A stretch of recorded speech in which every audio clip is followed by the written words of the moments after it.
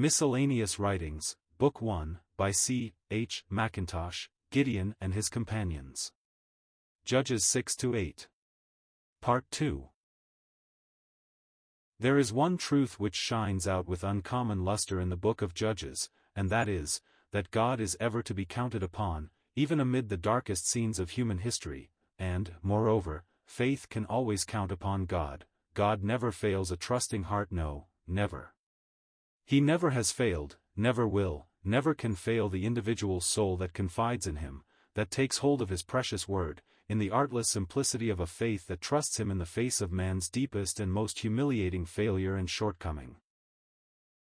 This is most consolatory and encouraging, at all times, and under all circumstances. True it is, alas! How true! Man fails in everything. Trace him where you will, mark him in whatever sphere of action or responsibility he occupies, and it is the same sad tale, over and over again, of unfaithfulness, failure, and ruin. Let man be set up in business, as often as he may, with the largest capital and the fairest prospects, and he is sure to become a bankrupt. It has ever been so, from the days of Eden down to the present moment.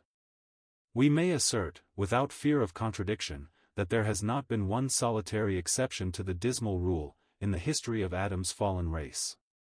We must never forget this. True faith never forgets it, in its highest flights and brightest visions. It would be the blindest folly to attempt to ignore the fact that ruin is stamped, in characters deep and broad, upon the entire of man's story, from first to last. But, in the face of all this, God abides faithful. He cannot deny Himself. Here is the resource and the resting place of faith. It recognizes and owns the ruin, but it counts on God. Faith is not blind to human failure, but it fixes its gaze on divine faithfulness.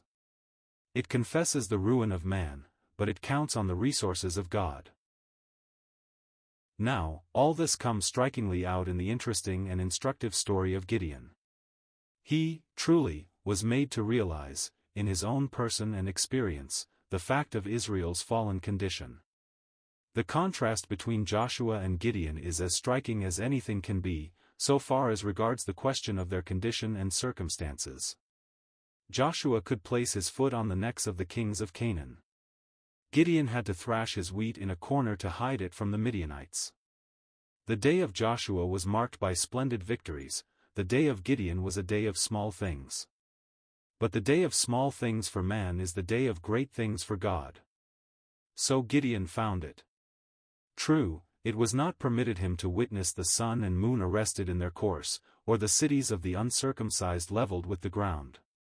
His was a day of barley cakes and broken pitchers, not of astounding miracles and brilliant achievements. But God was with him, and this was enough. There came an angel of the Lord, and sat under an oak which was in Ophrah, that pertained to Joash the Abiezrite, and his son Gideon threshed wheat by the winepress, to hide it from the Midianites. And the angel of the Lord appeared to him, and said to him, The Lord is with thee, thou mighty man of valor. Judges 6 verses 11-12. What words were these to fall upon the ear of Gideon, cowering in the winepress, through fear of the enemy? They were words from heaven to lift his soul above the trials and sorrows, and humiliations of earth, words of divine power and virtue to infuse vigor into his depressed and sorrowing heart. Thou mighty man of valor! How hard was it for Gideon to take such wondrous accents in? How difficult to apply them to himself. Where was the might or where was the valor? Most surely not in himself or in his surroundings. Where then?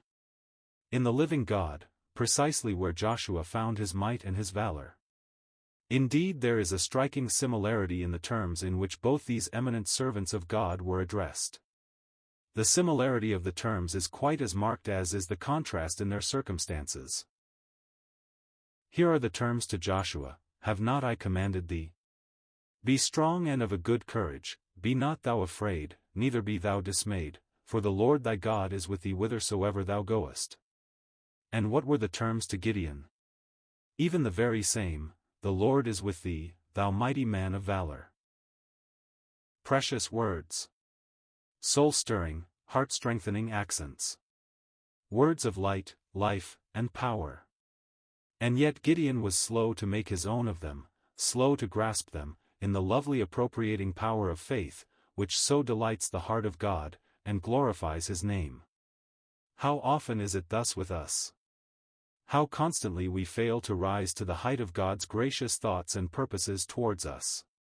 We are prone to reason about ourselves and our surroundings, instead of believing God, and resting, in sweet tranquility, in His perfect love and infallible faithfulness. Thus it was with that dear man of God on whose history we are dwelling. The divine statement was clear, full, absolute, and unconditional: "The Lord is with thee." There was no ground, in these words, for any question, doubt, or difficulty whatsoever, and yet mark Gideon's reply. And Gideon said to him, O my Lord, if the Lord be with us, why then is all this befallen us? And where be all his miracles which our fathers told us of, saying, Did not the Lord bring us up from Egypt? But now the Lord has forsaken us, and delivered us into the hands of the Midianites. Verse 18. Here, as is evident, Gideon reasons from his surroundings. Hence the if. That little monosyllable of unbelief. It is a familiar remark amongst us: if you want to be miserable, look within; if you want to be distracted, look around; if you want to be peaceful and happy, look up, look off to Jesus. This is most true. So surely as we become occupied with self, or with men and things, the circumstances which surround us, we must be unhinged and unhappy. Our only strength, our only comfort, our only light, is to keep the eye of faith fixed on Jesus, and the heart firmly centered in Him. Most certainly Gideon's surroundings were of the gloomiest character. His sensible horizon was overhung with dark and heavy clouds. But there was one bright and blessed ray which shone in upon his depressed spirit, a ray emanating from the very heart of God, and conveyed in that one brief but comprehensive sentence: "The Lord is with thee." There was no if in this, no doubt, no difficulty, no reserve, no condition. It was distinct and unqualified, and needed only one thing to make it a spring of joy, strength, and victory in Gideon's soul, and that was to mix it with faith. But then, if is not faith. True faith never answers God with ifs, for the simplest of all reasons, that it looks only at God, and there are no ifs with Him. Faith reasons from God downwards, not from man upwards. Faith has only one difficulty, and that difficulty is embodied in the question, how shall he? Not? It never says, how shall he? This is the language of sheer unbelief. But, it may be asked by some, was there not some foundation for Gideon's if and why? Certainly not in God or in His Word, whatever there had been in Israel and their actings. No doubt, if Gideon had only cast his eye back over the pages of his national history, he might have discovered ample reason for the sad and humiliating condition in which he found himself. Those blotted pages would have furnished an abundant answer to his question, why then is all this befallen us? But had Israel's actings dimmed the luster of Jehovah's mighty miracles? Not in the vision of faith, most surely. God had done great and glorious things for His people, and the record of those doings lay ever under the eye of faith, in all its soul-sustaining virtue. No doubt Israel had failed, shamefully failed, and the record of that failure lay also under the eye of faith, and furnished a solemn answer to Gideon's inquiry, why is all this befallen us? Faith recognizes God's government as well as His grace, and moreover it bows, in solemn awe, before each stroke of His governmental rod. It is well to keep all this in mind. We are apt to forget it. God has, at times, to stretch forth His hand and lift the rod of authority. He cannot own what is contrary to His name and His nature. Now, Gideon needed to remember this. Israel had sinned, and this was the reason why they were under the rod, of which the power of the Midianites was the expression in Gideon's day. Gideon, we repeat, was called to enter practically into the meaning of all this, and not only so, but to taste the reality of identification with his people in all their pressure and affliction. This latter, as we know, was the portion and experience of every true servant of God in Israel. All had to pass through those deep exercises of soul consequent upon their association with the people of God.